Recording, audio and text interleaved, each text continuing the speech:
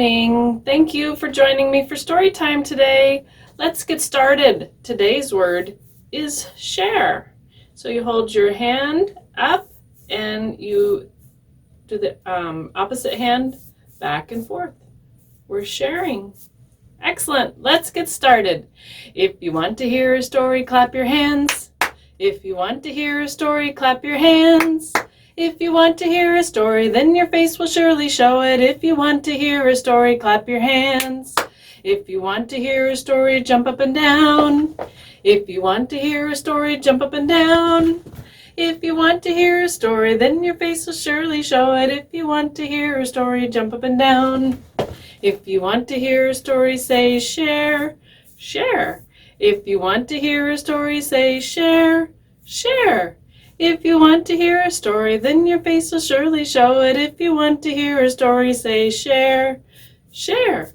If you want to hear a story, do all three. Clap, clap, jump, jump, share. If you want to hear a story, do all three. Clap, clap, jump, jump, share. If you want to hear a story, then your face will surely show it. If you want to hear a story, do all three. Clap, clap, jump, jump, share. Oh, thank you for joining me today. Happy Friday. So let's do the big round sun. Draw a big red circle. A big circle. A big round sun in the winter sky. Winked. Can you wink? So when I was learning how to wink, I had to hold this eye open and then I closed the other. Try it. Okay.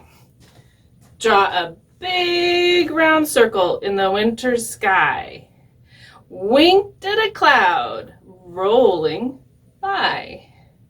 The little cloud laughed as it scattered some rain.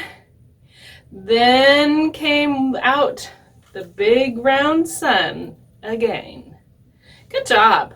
Keep working on that winking. You'll get it. It'll be second nature. Then you won't have to put your hand up there and hold it.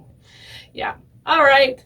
So, are you sharing? Are you sharing, little ones? Little ones. Sharing is caring. Caring is sharing. Be a friend. Be a friend. Let's try that again. Are you sharing? Are you sharing, little ones? Little ones. Sharing is caring. Caring is sharing. Be a friend. Be a friend. That's awesome. I have a great story for you today. And one of my favorite people wrote it, Hans Christian Andersen. He was a Dane and he wrote all kinds of wonderful fairy tales or folk tales. And so here is The Butterfly by Hans Christian Andersen. There was once a butterfly who wished for a bride, and as many supposed, he wanted to choose the very most pretty one from among all the flowers. He glanced with a critical eye at all the flowers beds and found that the flowers were seated nice and quietly and demurely on their stalks, and it appeared as if making his choice would be easy. And the butterfly did not like to take too much trouble, so he flew off to the daisies. The French call this flower the marguerite and say that it can prophesy, which means tell the future. Lovers pluck off the leaves one at a time. He loves me, he loves me not. He loves me, he loves me not. He loves me. He loves me not. If that's the last petal, that can be very crushing. The butterfly came also to Marguerite to inquire, but he did not pluck off her leaves. He pressed a kiss on each one of them, for he thought there was always more to do by being kind. Darling Marguerite Daisy, you are the wisest woman of them all. Pray, tell me which of the flowers I shall choose for my wife. Which will be my bride? When I know, I will fly directly and propose. But Marguerite did not answer. She was actually offended that he called her a girl and not a woman instead of a girl. There was a great difference. He asked her a second time, and then a third, but she remained quiet, not answering him at all. Then he could wait no longer, so away he flew to commence his wooing at once. It was the early spring, when the crocus and the snowdrop were in full bloom. They are very pretty, thought the butterfly. Charming little lassies, but they are rather stiff and formal. Then, as young lads often do, they looked out for the older girls.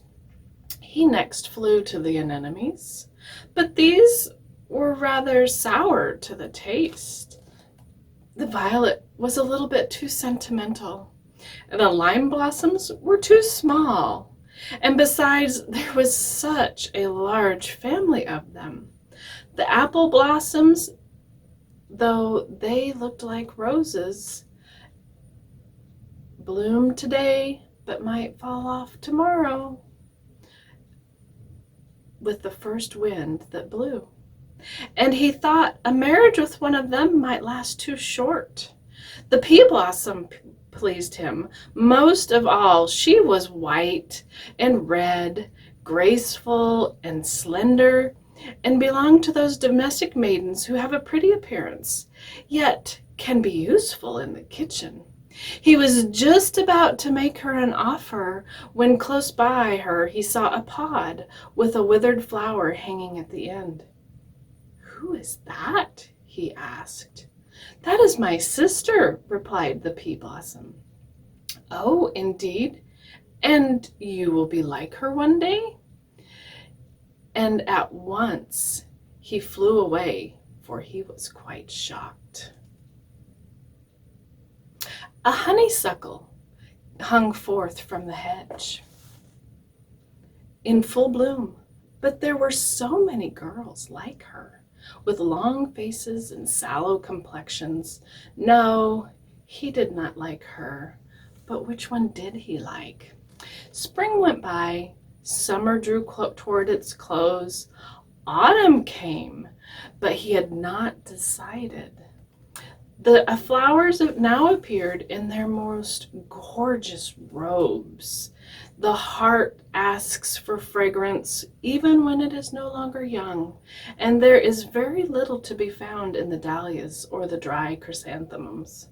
Therefore, the butterfly turned to mint on the ground. This plant, you know, has no blossom, but its sweetness all over. It is full of fragrance from the head to the foot, with the scent of a flower in every leaf. "I will take her," said the butterfly, and he made her an offer. But the mint stood silent and stiff as she listened to him. And at last she said, "I can give you friendship if you like, nothing more. I am old, and you are old, but we may live for each other just the same. As to marrying, however, no, that would appear ridiculous at our age." And so it happened that the butterfly got no wife at all. He had been too long in choosing, which is always a bad plan, and became what is known as an old bachelor. It was late in autumn, with rainy and cloudy weather, and cold wind blew over the bowed backs of the willows, so that they creaked again. It was not the weather for flying around in summer clothes, but fortunately, the butterfly was not out in it. By happy chance, he had got a shelter. He was in a room heated by a stove and as warm as summer. He could live there, he said, well enough. But it is not enough merely to exist. He said, I need freedom and sunshine and a little flower for companion. So he flew against the window pane and was seen and admired by those in the room who caught him and stuck him on a pin in a box of curiosities, and he could move no more. Now I am perched like the flowers on a stalk, said the butterfly. It is not pleasant, certainly. I imagine it is something like being married, for here I am stuck fast. And with that, the thought consoled him. That seems very poor consolation, said one of the plants in the room that grew in a pot. Ah, thought the butterfly, one can't very well trust these plants in pots. They have had too much of human beings. The end. What do you think happened? Why do you think the butterfly waited so long? You know, I remember as a little girl taking too long to choose a piece of candy or a toy that my mom said I could choose between. And then we just ran out of time and had to leave, and I didn't get either. I think that's what the butterfly did. He just took too long. That's too bad. But it's kind of a neat little story about the butterfly going around to all the plants and visiting with all those cute little ladies out in the garden. So I hope you have time to go visit the flowers today and all weekend. That's all the time we have for today. Thank you for joining me and sharing story time. Until next time, I'll see you at the library. Hands go up and hands go down. I can turn around and round. I can jump upon 2 feet. I can clap and so can you. I can wave, I'll show you how. Story time is done for now. Thank you. See you next time at the library.